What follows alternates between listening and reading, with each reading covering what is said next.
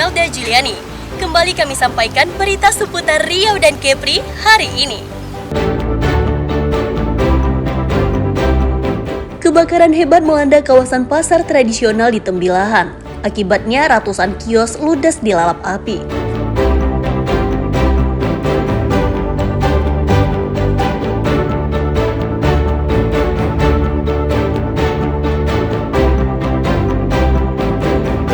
Kapal penyelundup pasir timah dikandaskan petugas Bea Cukai Karimun.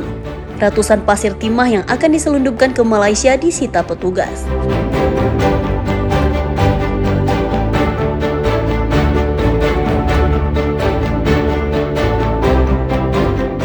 Seekor biawak sepanjang 2 meter bikin panik satu rumah di Singkep, Kepulauan Riau. Biawak tiba-tiba masuk rumah dan bersembunyi dalam kamar.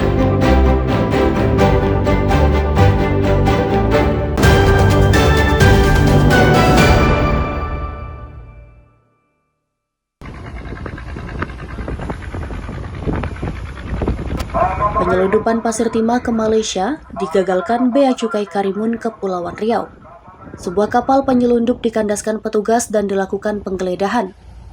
Di dalam lambung kapal ditemukan sebanyak 518 karung pasir timah yang tidak memiliki izin kepabeanan. 4 kru kapal ditangkap dan dibawa ke kantor Bea Cukai untuk penyelidikan lebih lanjut. Dari pemeriksaan petugas, pasir timah berasal dari Bangka Belitung yang akan diselundupkan ke negara Malaysia.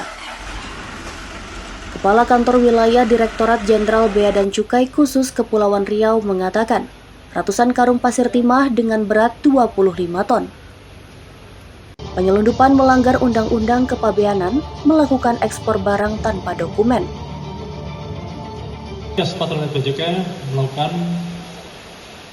pengejaran dan melakukan pemeriksaan terhadap kapal yang menjadi target. Dan didapat nama kapal tersebut adalah KM Al-Husna 07. Dari hasil pemeriksaan tersebut didapati KM Al-Husna 07 ada 4 orang awak kapal yang membawa pasir timah tersebut. Selanjutnya tim melakukan pengamanan terhadap para pelaku dan sarana pengangkut termasuk muatannya. Asal barang dari Belitung, ini berdasarkan pengakuan nahkoda. Tujuan Kuantan, Malaysia. Lokasi penindakan perairan Pulau Pengibu.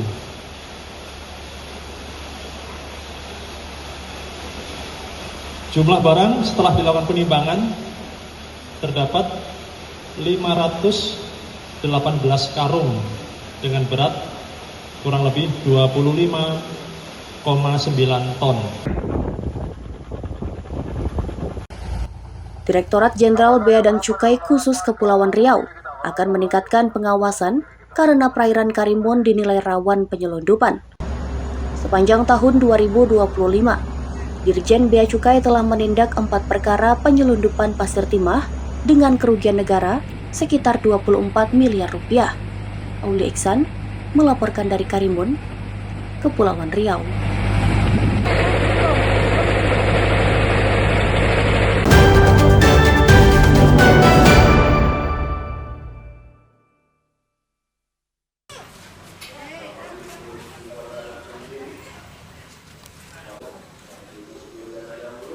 Dinas Pendapatan Daerah memperpanjang masa pemberlakuan penghapusan denda pajak kendaraan di Kampar Riau. Penghapusan denda pajak dilakukan untuk meningkatkan minat pemilik kendaraan agar membayar pajak yang menunggak. Pajak kendaraan yang menunggak lebih dari 2 tahun cukup dibayar 2 tahun saja, sisanya diputihkan. Penerapan program penghapusan denda pajak diberlakukan hingga 15 Desember 2025. Dengan program itu diharapkan dapat meningkatkan pendapatan daerah. Selain penghapusan denda pajak, Dinas Pendapatan Daerah juga menerapkan potongan biaya mutasi kendaraan sebesar 50%.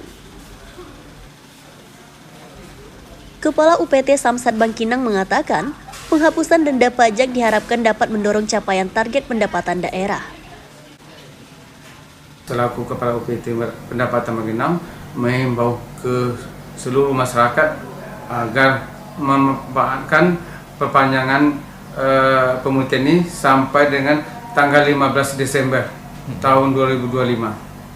Untuk BPNKB free bebas bayar. Kemudian untuk mutasi masuk dipotong 50%. Yang non BM depan. Yang non BM. Di sini ada beberapa pembayaran bisa dilaksanakan. Yang pertama melalui signal, e-signal.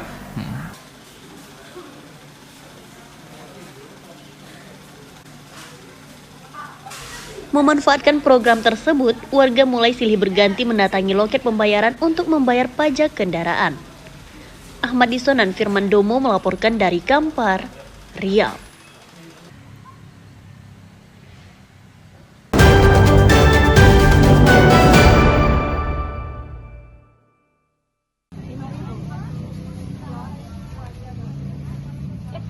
Pasar sembako murah di tengah melambungnya sejumlah bahan pokok disambut antusias warga di Pekanbaru Riau.